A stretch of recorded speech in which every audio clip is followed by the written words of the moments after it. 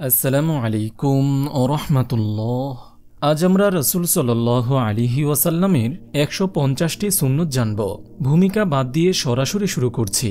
তা হল নম্বর ১, সুন্নত হল সর্বদা মুখে মিষ্টি হাসি রাখা ও প্রাণোচ্ছল থাকা।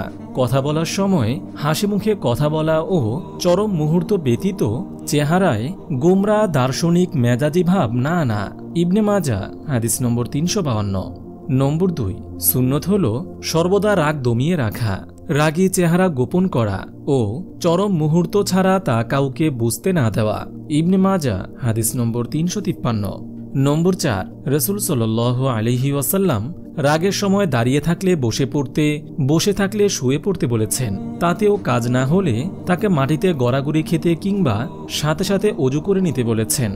অর্থাৎ যেভাবেই হোক রাগকে দমাতে হবে। আবু দাউদ হাদিস নম্বর ৪৭৮৪।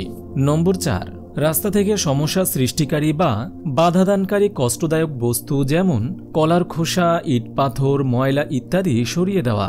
সহিহ বুখারী হাদিস নম্বর ৬৫৪। নম্বর ৫, শত্রুর জন্য অধিক মাত্রায় হেদায়াতের দোয়া করা ও রহমত চাওয়া। কেউ গালি দিলে বা কোনো ক্ষতি অপকার করলে প্রতিশোধের চিন্তা পর্যন্ত না করে শুরুতেই তার জন্য হেদায়াতের দোয়া করা। নম্বর ৬, সালামের উত্তরে এক শব্দ বাড়িয়ে বলা ও পূর্ণ সালাম দেওয়া। আবু দাউদ হাদিস নম্বর ৫১৯৫। নম্বর ৭, পরিচিত কারো সাথে দেখা হলে মুস্কি হাসি দেওয়া। সহিহ মুসলিম হাদিস নম্বর ২৫৮০। নম্বর ৮, বড়দের সর্বদা সম্মান করা, যেমন রাস্তায় আগে যেতে দেওয়া, কিছু পড়ে গেলে উঠিয়ে দেওয়া ইত্যাদি। ও কখনোই উচ্চস্বরে কথা না বলা এবং কিছুতে বিরক্ত না হয়ে ভদ্রভাবে আদব রেখে কথা বলা। তিরমিজি হাদিস নম্বর ১৯২১। নম্বর ৯, মসজিদ মজলিসে অন্যের ঘাড় না টপকিয়ে যেখানে স্থান পাও সেখানেই বসা। নম্বর ১০, যথাসম্ভব হাই তোলা রোধ করা ও বাম হাতের উল্টো পিঠ দিয়ে তা রোধ করা। সহিহ বুখারী হাদিস নম্বর ৩২৮৯। নম্বর ১১, দাড়ি যথাসম্ভব বড় করা ও গোঁফ ছোট করা। সহিহ মুসলিম হাদিস নম্বর ৪৯১। দাড়ি এক মুষ্টির চেয়ে বড় করা সুন্নত, আর কমপক্ষে এক মুষ্টি দাড়ি রাখা ৪ মাযহাব অনুযায়ী ওয়াজিব বা আবশ্যক, অন্যথায় গুনাহ হবে। নম্বর ১২, বসে জুতা পরা ও খোলা, না পারলে অন্তত হাঁটু গেড়ে বসে নিন। আবু দাউদ হাদিস নম্বর ৪১৩৫। নম্বর ১৩, ২ জুতা বা ২ মৌজা একত্রে ও ঠিকভাবে পরা, শুধু এক পায়ে পরে না হাঁটা। সহিহ মুসলিম হাদিস নম্বর ২০৯৯। নম্বর ১৪, অন্যের ঘরে প্রবেশের সময় সালাম দিয়ে অনুমতি নিয়ে ঢোকা ও নিজের পূর্ণ পরিচয় দেওয়া। সহিহ বুখারী হাদিস নম্বর ৬২৫০। নম্বর ১৫, অন্যের ঘরে উকিঝুঁকি না মারা, অন্যের ঘরে থাকা অবস্থায় অন্যের রুমে দূর থেকে না তাকানো, বেগানা নারী পুরুষের সাথে ঘরে একাকী অবস্থান না করা। সহিহ মুসলিম হাদিস নম্বর ২১৫৬। রক্ত সম্পর্ক মাহরাম কারো সাথে কোথাও কোনো ঘর বা রুমে পর্যন্ত একাকী অবস্থান করা হারাম। আবার দূর থেকে কারো বারান্দা, বেলকুনি, ঘরের দিকে তাকানো স্পষ্টত সুন্নাহের খেলাফ ও নাজায়েজ পর্যায়ের কাজ। নম্বর ১৬, শিশুদের পছন্দ করা, স্নেহ করা, তাদের সাথে খেলা করা, কখনো রাগ না হওয়া বা সহজে বকা না দেওয়া, বরং খেলার ছলে ভুল সংশোধন করে দেওয়া বা আদব শিক্ষা দেওয়া সুন্নত। সহিহ বুখারী হাদিস নম্বর ৫৬৫১। নম্বর ১৭, পশু পাখিদের ভালোবাসা ও খাওয়ানো, বিশেষ করে ঘরে বিড়াল পোষা। নাসাই হাদিস নম্বর ৩৪১।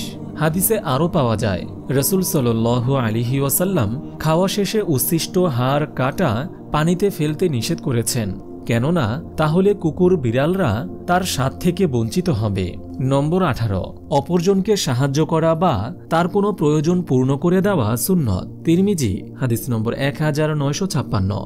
নম্বর ১৯, নিজে গরিব হলেও অপরকে যথাসম্ভব ঋণ দেওয়া, সামান্য পরিমাণ হলেও ঋণ দেওয়া সুন্নত। মুসনাদে আহমদ হাদিস নম্বর ২৩০৪৬। নম্বর ২০, কারো সাথে কথা বলার সময় অন্যজন কথা শেষ করার আগেই দৃষ্টি না সরানো বা নিজ থেকে কথা শেষ না করে দেওয়া। ফোনের ক্ষেত্রেও প্রযোজ্য, কথা শোনার ক্ষেত্রেও তাই। আবু দাউদ হাদিস নম্বর ৪৭৯৪। একত্রে ৩ জন চলার সময় দুজনের একাকী কথা বলাকেও ইসলাম নিষেধ করে। নম্বর ২১, দোয়ায় নিজের আগে বাবা মা, পরিবার ও আত্মীয়দের জন্য দোয়া করা। নম্বর 22, রাস্তায় চলার পথে বাধা হয়ে দাঁড়িয়ে থাকলে অপরের গায়ে হাত দিয়ে ধাক্কা না দেওয়া। ভদ্রতার সাথে সরতে বলা সুন্নত। মুসনাদে আহমদ, হাদিস নম্বর 14236। নম্বর 23, ছোট বড় সকলকে আগে সালাম দেওয়া। সহিহ মুসলিম, হাদিস নম্বর 58।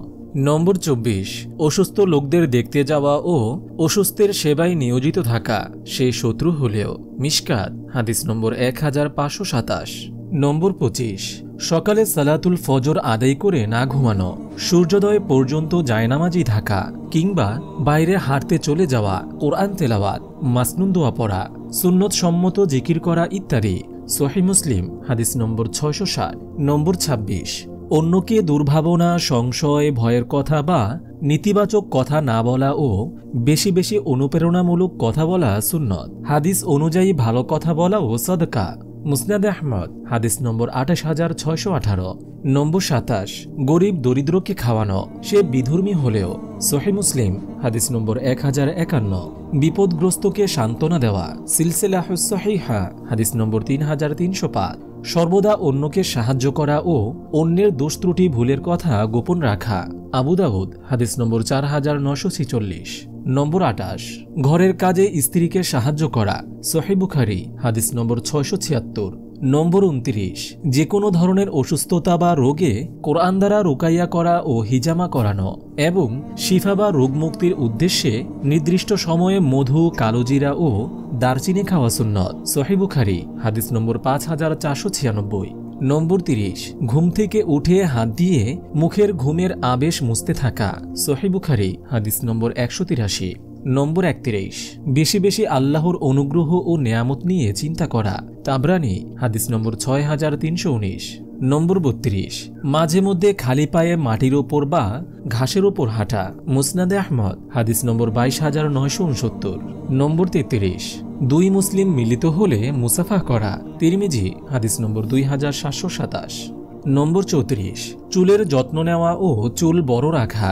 রাসূল সাল্লাল্লাহু আলাইহি ওয়াসাল্লামের চুল কখনো কান পর্যন্ত, কখনো কানের মাঝামাঝি, কখনো কানের লতি, এমনকি কাঁধ পর্যন্ত রাখার বর্ণনাও হাদিসে পাওয়া যায়। মুয়াত্তা মালিক, হাদিস নম্বর 949।